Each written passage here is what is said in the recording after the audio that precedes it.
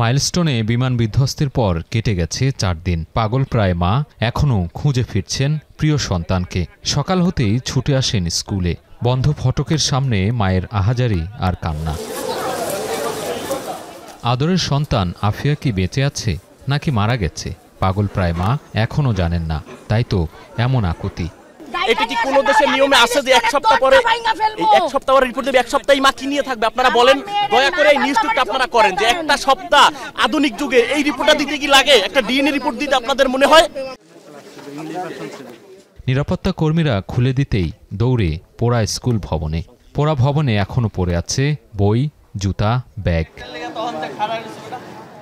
দুর্ঘটনায় প্রাণ হারানো 3য় শ্রেণীর রাইসা মনির বাবা শাহাবুল ইসলামও পাগল প্রায় সম্পূর্ণ শরীর পুড়ে যাওয়া রাইসার দেহাবশেষের ঠাঁই হয় সিএমএইচে।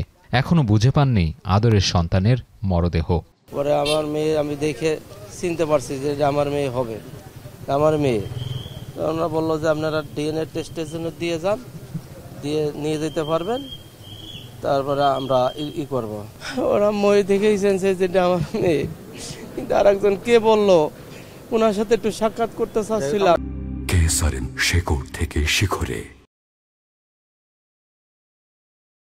এদিকে বিমান বিধ্বস্তের 4র্থ দিন দুপুর 2টার ঠিক আগে গণমাধ্যমকে নিহত, আহত ও নিখোঁজের একটি বিজ্ঞপ্তি সরবরাহ করে স্কুল কর্তৃপক্ষ। যে বিজ্ঞপ্তিতে বলা হয়, এই দুর্ঘটনায় স্কুল শাখার 18 জন শিক্ষার্থী, 2 জন শিক্ষক, 2 জন অভিভাবক সহ 22 জন নিহত হয়েছে। গুরুতর আহতের সংখ্যা 51 জন। এখনও নিখোঁজ 5 জন। এ সময় সেদিনের ঘটনায় দায়িত্ব পালন করা এক আর্মি এয়ার ডিফেন্সের কর্মকর্তা তাদের কর্মকাণ্ডের কথা তুলে ধরেন। সেনাবাহিনীর প্রত্যেকটা সদস্যের জন্য তার ইউনিফর্মটা গর্বের বিষয়।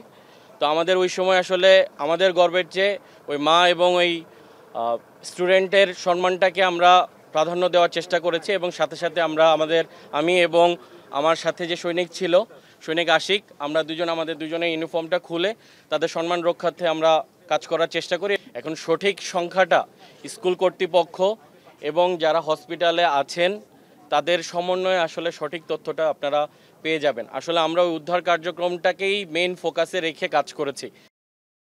বৃহস্পতিবার বিকেলে সিআইডি জানায়, ডিএনএ টেস্টে 5 মরদেহের মধ্যে ছোট্ট আফিয়া আর রাইসা মনিও আছে। শনাক্ত হওয়া বাকিরা হলেন 9 বছরের ওকিয়া ফেরদৌস নিধি, 28 বছরের লামিয়া আক্তার সোনিয়া, আফসানা আক্তার প্রিয়া। এর আগে বিমান দুর্ঘটনার দিন অশনাক্ত মৃতদেহ ও দেহাংশ থেকে 11টি ডিএনএ নমুনা সংগ্রহ করে। সেখান থেকে কন্যা শিশুসহ 5 নারীর ডিএনএ প্রোফাইল পায় সিআইডি। পরদিনই পরিবারের সদস্যদের ডিএনএ নমুনা আহ্বান করে সিআইডি। সে আহ্বানে সাড়া দিয়ে 23 জুলাই 11 জন নমুনা জমা দেন। সেখান থেকে এই 5 জনের পরিচয় শনাক্ত করল সিআইডি। এদিকে বিকেল পর্যন্ত পাওয়া সবশেষ তথ্যে বার্ন ইনস্টিটিউটে 14 বছরের শিক্ষার্থী মাহতাব এবং বিকেল 4:30টার দিকে মারা যায় 15 বছরের মাহিয়া। সাজিদ আরাফাত, এখন, ঢাকা।